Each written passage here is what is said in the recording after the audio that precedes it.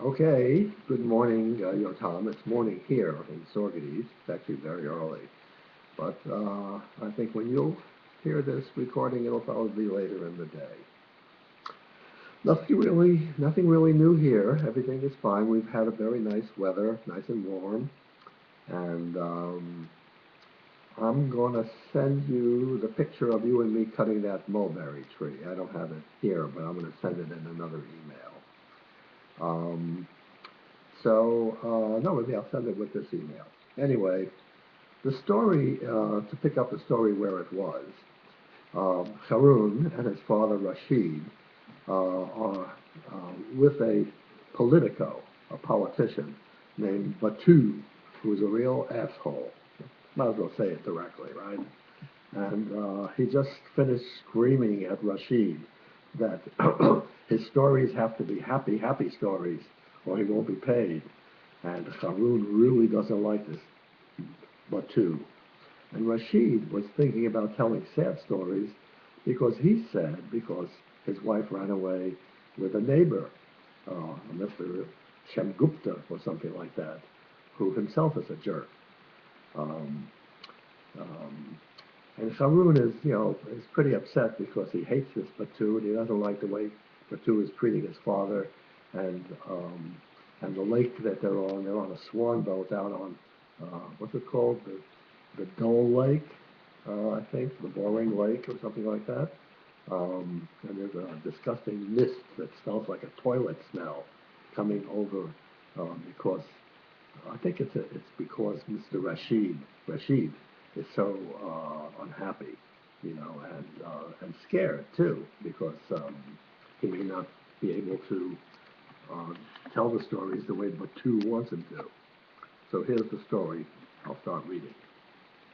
The mist enfolded the swan boat once again, and once again Harun couldn't see a thing. What he heard was sounds of panic. The uniformed oarsmen, the guys rowing the boats wearing uniforms, crying out, "Oh, oh, down we go!" And the infuriated shrieks of Snooty Batu, who seemed to take the weather conditions as a personal insult. And the more shrieks and yelps there were, the rougher the waters became, and the hotter and more violent the wind. Flashes of lightning and rolls of thunder lit up the sky, creating weird neon, like neon lights in a store, neon-like effects. Harun decided there was nothing for it but to put his moody land theory into practice. Okay, he shouted into the mist. Everybody listen. This is very important. Everybody, just stop talking. Not a word. Zip the lips. Dead silence is very important. On the count of three, one, two, three. A new note of authority had come into his voice, which surprised him as much as anyone. And as a result, the oarsmen, and but two, obeyed him without a murmur. At once the boiling breeze fell away. The thunder and lightning stopped. And then Harun made a conscious effort to control his irritation with Snooty Batu. And the waves calmed down the instant he cooled off. The smelly mist, however, remained. Just one thing for me, Harun called to his father. Just do this one thing. Think of the happiest times you can remember. Think of the view of the Valley of Kay we saw when we came through the Tunnel of Ai. Think about your wedding day. Please. A few moments later, that smelly mist tore apart like the shreds of an old shirt and drifted away on a cool night breeze. The moon shone down once more upon the waters of the lake. You see, Harun told his father, it wasn't only a story after all. Rashid actually laughed out loud in delight. You're a blinking good man in a tight spot, Sharoon, Sharoon Khalifa, he said with an emphatic nod. Hats off to you. Gullible Mr. Rashid, cried Snooty Batu. Sure you don't believe the boys hocusing and pocusing. Freak weather conditions come and then went. No more to be said. Sharoon kept his feelings about Mr. Batu to himself. He knew what he knew, that the real world was full of magic. So magical worlds could always be real. The houseboat was called Arabian Nights +1 because, as Mr. Batu boasted, even in all the Arabian Nights, you never have a night like this. Each of its windows had been cut out in the shape of a fabulous bird or fish or animal. The rock of Sinbad the Sailor. A rock is, I think, a dragon kind of animal. The whale that swallowed men, a fire-breathing dragon, and so on and so forth. Lights bled out through the windows so that the fantastic monsters were visible from some distance from the swan boat and seemed to be glowing in the dark, because the windows were glowing with light. Sharoon followed Rashid and Mr. Batu up a wooden ladder onto a porch of intricately, very carefully carved wood, and into a living room with crystal chandeliers. Chandeliers are the things that hang from ceilings with lights, and throne-like seats with very fancy brocaded. Brocaded means people have sewed designs into it. Cushions and walnut tables made of walnut trees, carved to look like flat-topped trees in which you could see tiny birds, and also what looked like winged children with wings, but were, of course, fairies. The walls were lined with shelves full of leather-bound volumes, but most of these turned out to be fakes, hiding cabinets for drinks and brooms. One shelf, however, carried a set of real books written in a language Sharoon could not read and illustrated with the strangest pictures he had ever seen.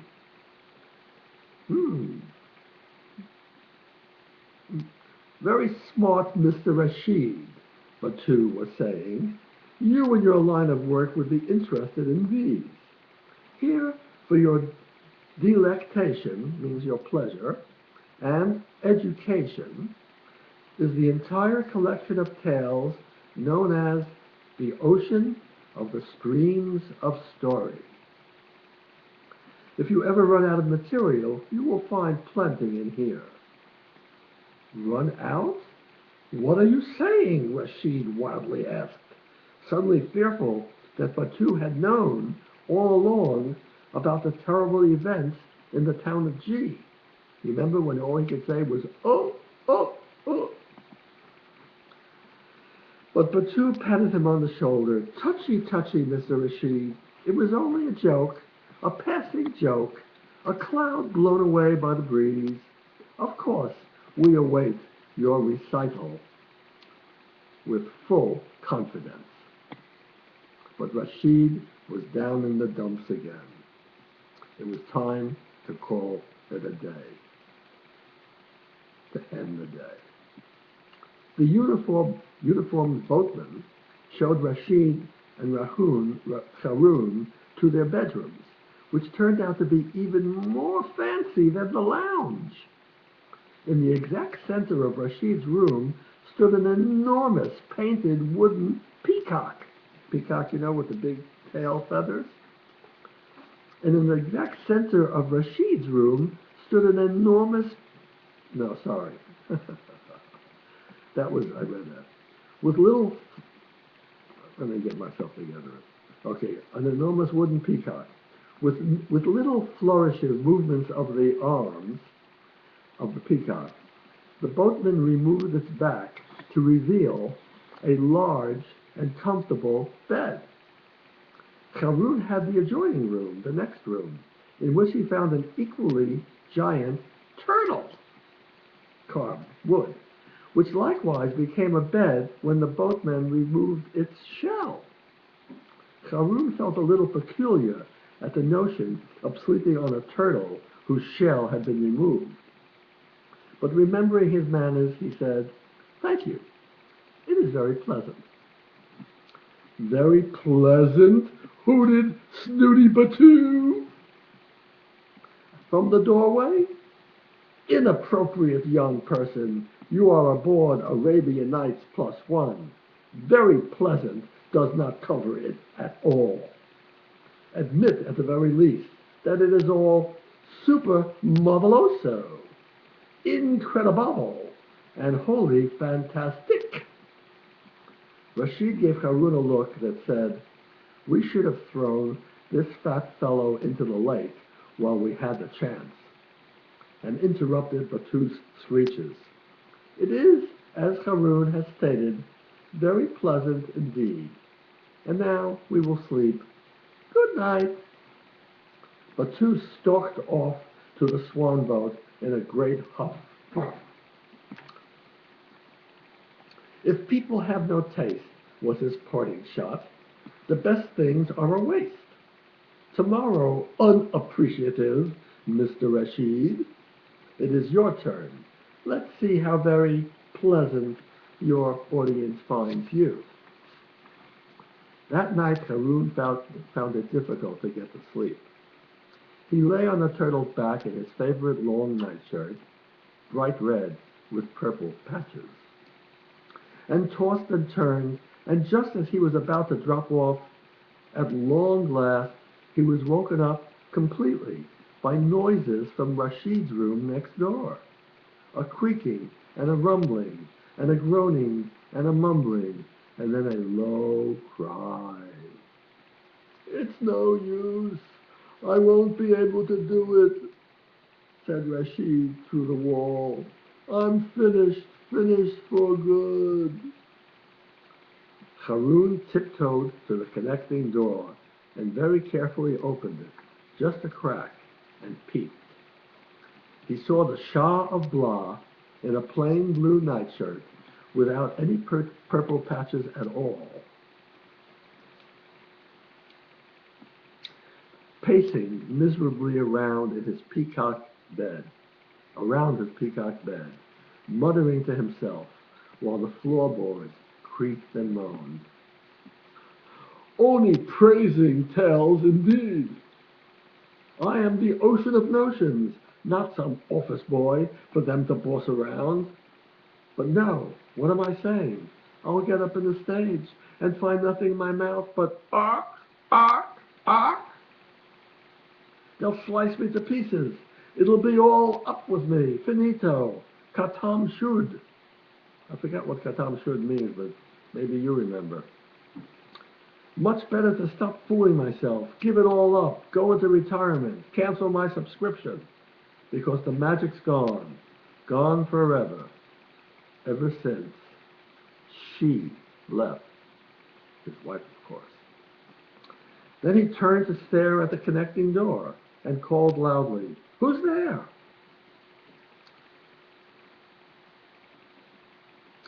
So there was nothing for it Haroun had to say, because he was seen. "It's me. I couldn't sleep. I think it's the turtle. I think it's just too weird." Rashid nodded gravely. "It's a funny thing. But I've been having trouble with this peacock myself. For me, a turtle would be better. How do you feel about the bird?" "Definitely better," Haroun admitted. "A bird sounds okay."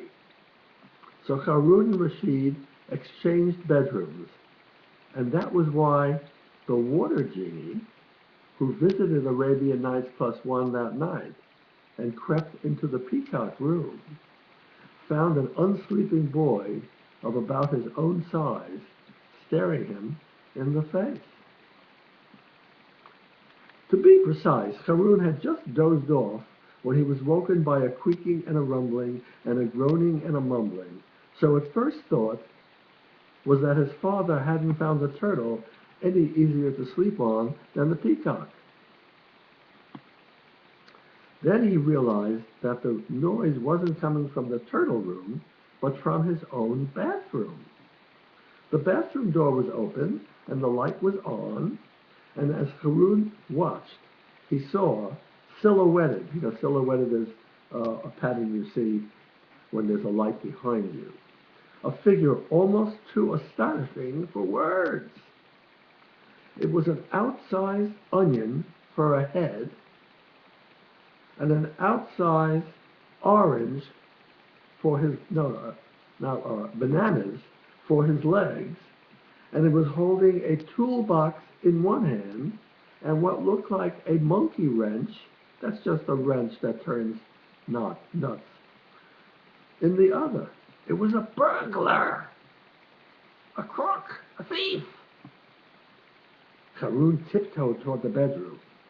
The being inside was talking nonstop in a mumbling, grumbling way. Put it in, take it out. The fellow comes up here, and I have to come and install it. Rush job, never mind my workload. And then wham, bam, he cancels his subscription, and guess who has to come back and take the equipment out right away, pronto. You'd think there was a fire. Now, where did I put that blasted thing? Has somebody been meddling? Can't trust anybody anymore. Okay. Let's be methodical. Let's follow instructions. Hot faucet, cold faucet, go halfway, in between, go up in the air 6 inches, and there should be your story. Tap. Your story tap. Your story faucet. You turn it, and out comes the stories. So, where's it gone? Who stole it? Whoops, what's this? Okay, aha. Is that where you are? I thought you could hide from me, huh? But I've got you now. Okay, time to disconnect. This was very confusing. Seemed to be a plumber, a guy who fixes toilets and sinks. But what he's doing is he's fixing the story faucet. And so that if you opened it up, stories would come out. This is very mysterious. While this remarkable monologue, that's someone talking to himself, was being delivered, Haroun Khalifa moved his head very, very slowly until half an eye was looking around the doorway into the bathroom, where he saw a small, ancient-looking, very old man, no bigger than himself, wearing a huge purple turban. That's the thing that some people wear on their heads. On his head, that was the onion. And baggy silk pajamas gathered at the ankles. Those were the bananas. This little fellow spotted an impressive full set of whiskers of a most unusual color, the palest, most delicate shade of sky blue. Haroun had never seen blue hair before and leaned forward a little in curiosity, whereupon, to his horror, the floorboard on which he stood gave out a loud, very clear creak. The blue beard whirled around, spun all the way around 3 times, and disappeared. Whoop, whoop, whoop, gone.